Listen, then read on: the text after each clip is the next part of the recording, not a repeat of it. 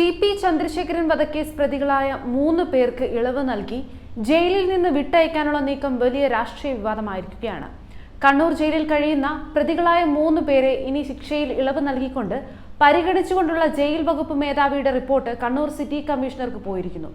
ആ റിപ്പോർട്ട് പുറത്തു വന്നതോടെയാണ് സംഭവം പുറംലോകം അറിയുന്നത്. എന്തായാലും ഇളവില്ലാത്ത ജീവപര്യന്തം തടവിന് ശിക്ഷിക്കപ്പെട്ടവരാണ്. ഒരു തരത്തിലും അവർക്ക് ഇളവ് കൊടുക്കാൻ സമയമായിട്ടില്ല. അതിനു മുമ്പേ ഈ 3 പേരെയും ശിക്ഷയിൽ നിന്ന് നൽകേണ്ടതായി പരിഗണിക്കപ്പെടുന്ന ഒരു ലിസ്റ്റിൽ ഉൾപ്പെടുത്തിയിരിക്കുകയാണ്. അപ്പോൾ ഇതിനകത്ത് നേരത്തെ തന്നെ പാർട്ടി തള്ളിപ്പറഞ്ഞ ടി.പി. വധക്കേസ് പ്രതികളുടെ കാര്യത്തിൽ ഒരു പ്രത്യേക ഇളവോ പരിഗണനയോ ഒക്കെ ഉണ്ടാവുന്നത് നമ്മൾ കണ്ടതാണ്. കേരളം നടുങ്ങിയ ഒരു രാഷ്ട്രീയ കൊലപാതകമായിരുന്നു അത്. അവിടെ വലിയ തോതിൽ ഒരു സാമൂഹിക സമ്മർദ്ദം സർക്കാരിന്റെ മേൽ ഉണ്ടായിരുന്നു.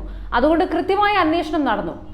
കേരളത്തിൽ നടന്ന രാഷ്ട്രീയ കൊലപാതകങ്ങളുടെ കണക്കെടുത്ത് നോക്കിയാൽ ശിക്ഷിക്കപ്പെട്ട പലരും വിചാരണഘട്ടത്തിൽ പുറത്തു പോവുകയാണ് പതിവ്. ഇതാദ്യമായിട്ടാണ് കൊന്നവർ ജയിലിൽ കിടക്കുന്നത്. അവർക്കെതിരെ തെളിവുകളുണ്ട്. ആ തെളിവുകൾ ഉള്ളത് കൊണ്ടാണ് അവർക്ക് പുറത്തു വരാൻ കഴിയാത്തത്. ദൗർഭാഗ്യവശാൽ ഈ കേസ് അന്വേഷണം നടന്നുകൊണ്ടിരിക്കുമ്പോഴാണ് സർക്കാർ മാറുന്നത്. സർക്കാർ മാറുക എന്ന് പറഞ്ഞാൽ അവരുടെ ആളുകൾ ജയിലിൽ കിടക്കുകയാണ്. അപ്പോൾ അവരെ പരമാവധി ജയിലിൽ കിടത്താതിരിക്കാൻ നോക്കണം. എങ്കിൽ മാത്രമേ സത്യം പുറത്തു വരാതെ നിൽക്കൂ. അപ്പോൾ 11 പ്രതികൾ ജൂൺ 9-നാണ് പുറത്തു പോകുന്നത്. ഇലക്ഷൻ കഴിഞ്ഞാൽ ഉടൻ തന്നെ, പെരുമാറ്റച്ചട്ടം കഴിഞ്ഞാൽ ഉടൻ തന്നെ ജൂൺ 9-ന് അവർ പുറത്തു പോയിട്ടുണ്ട്. ഒന്നാം പിണറായി സർക്കാർ ഇപ്പോൾ അകത്തുകിടന്ന എല്ലാ പാർട്ടി വാടക ഗുണ്ടകൾക്ക് വേണ്ട സഹായവും ചെയ്തു കൊടുത്തിട്ടുമുണ്ട്.